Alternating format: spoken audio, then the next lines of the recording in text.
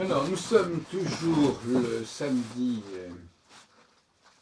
13 septembre 2014 et en quelques minutes, je voudrais revenir sur un point important qui est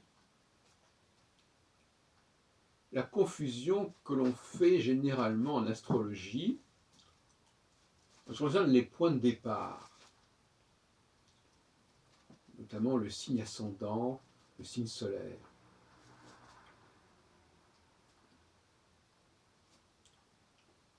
Ces points de départ, je l'ai déjà dit à différentes reprises, sont d'abord des points de départ. C'est-à-dire qu'ils sont le point de repère à partir duquel on va construire quelque chose autour. Et on oublie que c'est cela la fonction principale de ces points de départ.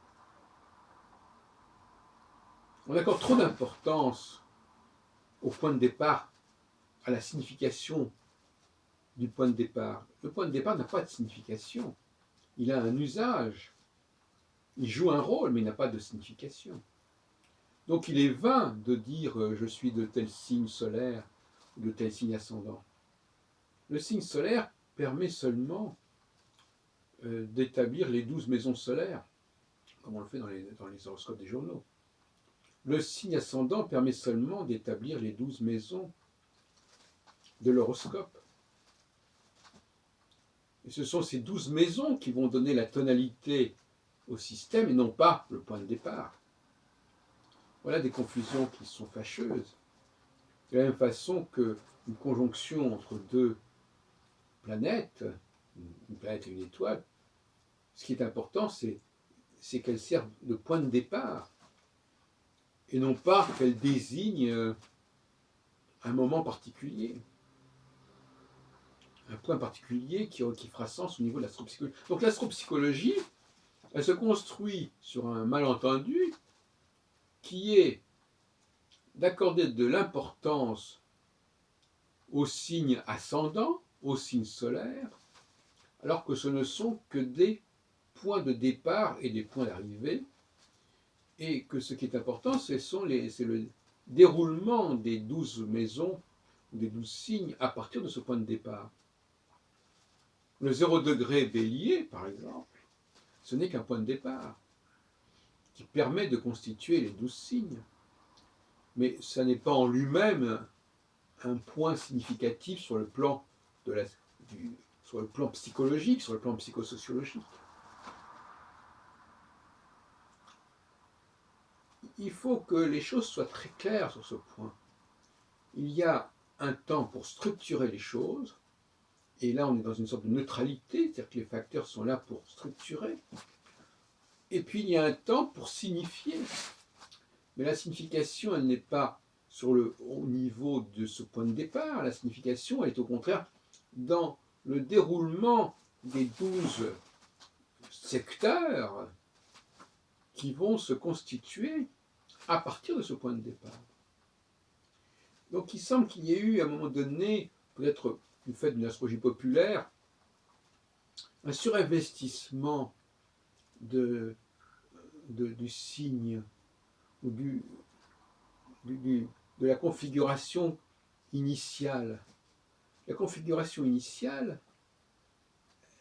elle est importante stratégiquement, elle est importante structurellement. Donc, vous avez compris ce que je voulais dire. Je veux dire par là qu'on se fout totalement de quel est le signe qui est à l'ascendant. Au niveau psychologique, c'est important pour calculer les 12 maisons. On se fout complètement du signe solaire, qui est important pour calculer les maisons solaires. Mais ça n'est pas important de savoir que ce point de départ est Sagittaire ou Scorpion, ou que ce soit pour l'ascendant ou pour le signe solaire. Il faut éviter ce genre de dérive. Le paradoxe, c'est que ce qui est important, c'est pas tellement le point de départ, c'est pas le moment où le train quitte la gare. Ce sont les stations, les gares successives par lesquelles le train va passer. C'est ça qui fait l'astrologie. C'est pas la gare c'est pas la gare de départ. La gare de départ, ben voilà, on part, d'accord, il faut bien partir. Et éventuellement, il faut y revenir. Hein. C'est un aller-retour. Mais ce qui est important, c'est le trajet, c'est le périple, ce sont les stations, les gares successives qui vont donner successivement des tonalités différentes. Il faut restaurer cette dimension cyclique, cette dimension des phases, et remettre à sa juste place le point de départ. Voilà une très grave confusion qui, alors là, envahit complètement l'astrologie.